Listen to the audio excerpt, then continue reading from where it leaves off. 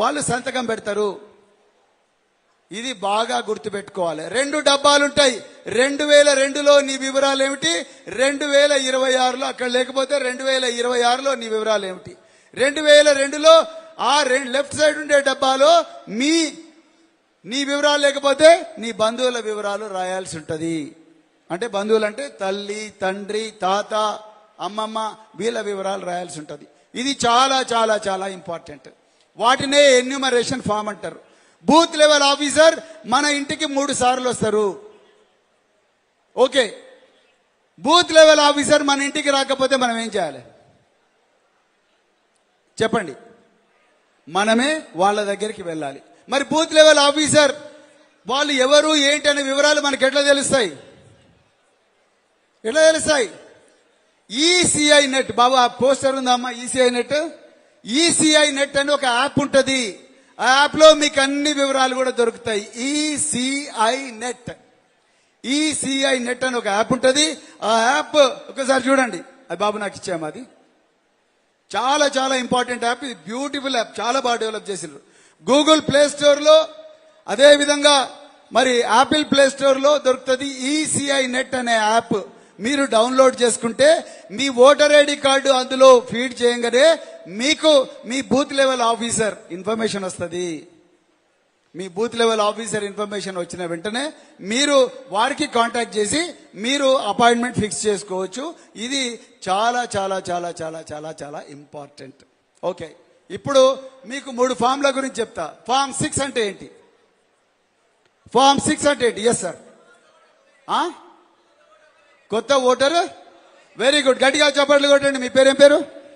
Chocolate ఇవ్వండి అనుకోటి. కొత్త voter నమోదు. కొత్త ఓటర్ నమోదు కావాలంటే ఉండాల్సిన 3 అర్హతలు ఏంటి చెప్పండి? స్థానికుడై ఉండాలి. Very good. నెక్స్ట్ ఎంత? 18 years ఉండాలి. 3వది భారత పౌరుడై ఉండాలి. ఓకే, భారత పౌరుడై ఉండాలి. 18 సంవత్సరాలు నిండి ఉండాలి. అదే విధంగా స్థానికుడై ఉండాలి. Very good. కానీ మీకు సీక్రెట్ చెప్తా, చచ్చిన కాంగ్రెస్ వాళ్ళకి బీజేపీ వాళ్ళకి చెప్పకండి ఇది. ఓకేనా? ఒకసారి చేతులు ఎత్తండి అందరు కూడా. Very good. వెనక కూడా పండల కిందనోళ్ళు కూడా ఈ విషయం మాత్రం ఎట్టి పరిస్థితులు కూడా కాంగ్రెస్ వాళ్ళకు బీజేపీ వాళ్ళకి చెప్పకండి. మీడియా మిత్రులారా, ఇది రాయకండి దయచేసి. ఇది మా సీక్రెట్ విషయం. 18 సంవత్సరాలు నిండకపోయినా కూడా మీరు ఓటర్ను నమోదు చేయించవచ్చు. ఎవరికి చెప్పదు. 17 సంవత్సరాలు అయిపోయిన వెంటనే కొత్త ఓటరు దగ్గరికి పోయి, అక్క, తమ్ముడు, చెల్లె, దయచేసి మీ ధృవీకరణ పత్రం ఇవ్వండి, జనన ధృవీకరణ, మీ నేటివిటీ ఇవ్వండి. నేను ఫామ్ 6 కింద నేను నీ కొత్త ఓటు అప్లై చేస్తా అంటారు. వాళ్ళు అమాయకంగా అడుగుతారు, సార్ నాకు 18 సంవత్సరాలు రాలేదు కదా అని. ఇప్పుడు ఎలక్షన్ కమిషన్ మనకు ఒక కొత్త వెసులుబాటు కల్పించింది. 17 సంవత్సరాలు నిండిన వెంటనే మీరు కొత్త ఓటుకు అప్లై ఫామ్ 6 ద్వారా చేస్తే వెంటనే వెంటనే వెంటనే వెంటనే జనవరి 1వ తారీఖు నాడు 17 సంవత్సరాలు నిండితే, 18 నిండితే జనవరి 1 నాడు ఆటోమేటిక్గా మీ ఓటు బిఎల్ఓ ఎంఆర్ఓకి పంపించేస్తాడు. ఏప్రిల్ 1 నాడు నిండితే అప్పుడు పంపిస్తాడు. జూలై 1 నాడు నిండితే అప్పుడు పంపిస్తాడు. అదేవిధంగా అక్టోబర్ 1 నాడు నిలబడితే అప్పుడు పంపిస్తాడు. అట్లా 4 ఆపర్చునిటీస్ వస్తాయి. చాలా మంది అనుకుంటారు 18 సంవత్సరాలు నిండిన తర్వాతనే కొత్త ఓటుకు అప్లై చేయాలి. మీరు మాత్రం ఆ పని చేయకుండా, ఈ సీక్రెట్ కాంగ్రెస్ బీజేపీలకు చెప్పకుండా మీరు మాత్రం 17 నిండిన వెంటనే ఓటుకు అప్లై చేయండి. ఫామ్ 7 అంటే ఏంటి?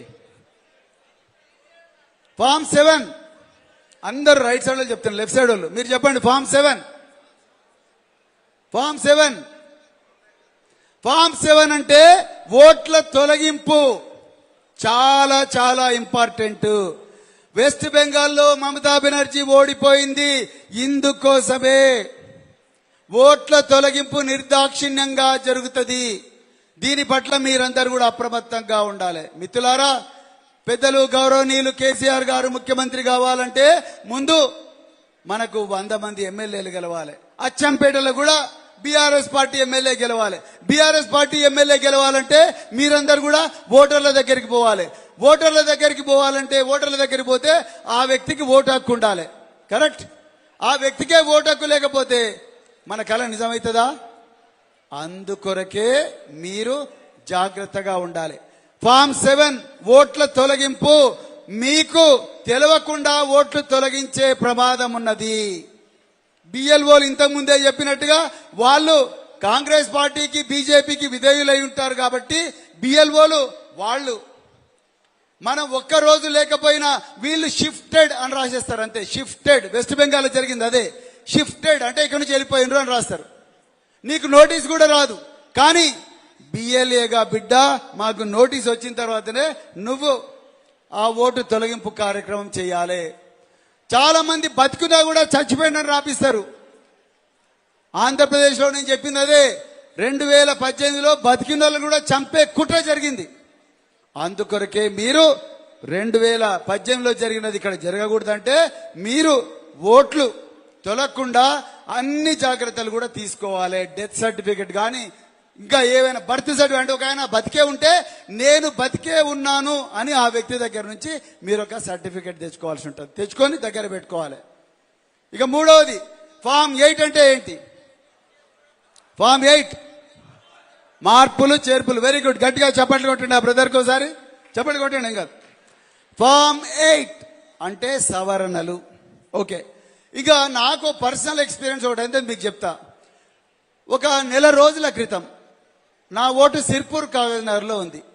సిర్పూర్ కాగజ్ నగర్లో ఉంటే అక్కడ బిఎల్ఏ నాకు 4 సార్లు కాల్ చేసిండ్రు. నేను ఎత్తుకోలేదు. ఎత్తుకోకపోతే నేను ఏమో సీరియస్ ఉందేమో ఎవరికైనా ఆరోగ్యం బాగాలేదేమో నేను కాల్ చేస్తే ఆయన booth level agent Venkata Swamy. Venkat ఎందుకు కాల్ చేసినావు వెంకట్ అంటే sir sir sir sir sir మీ ఓటు పోయిందంటాను. అమ్మా నా ఓటు ఎట్లా పోతుంది? నేను నాగర్ కర్నూలు ఎంపీగా పోటీ చేసిన, సిర్పూర్లో ఎమ్మెల్యేగా పోటీ చేసిన, మన సిర్పూర్లో గ్రామ పంచాయతీలో ఓటేసిన. ఇప్పుడు నీ ఓటు పోయింది అంటున్నాడు ఆయన.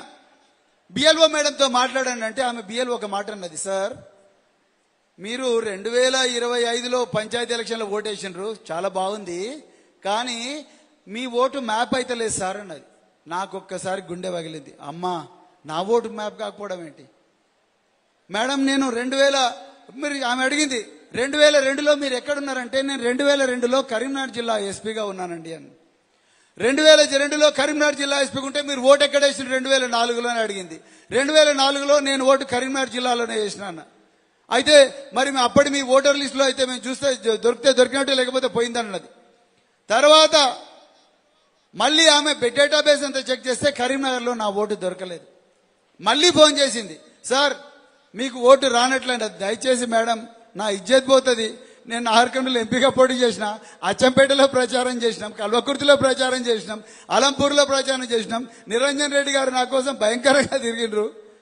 కానీ ఇప్పుడు మీరు నాకు ఓటు లేదంటే నా పరిస్థితికి అర్థమైపోద్ది అంటే ఆమె మళ్ళీ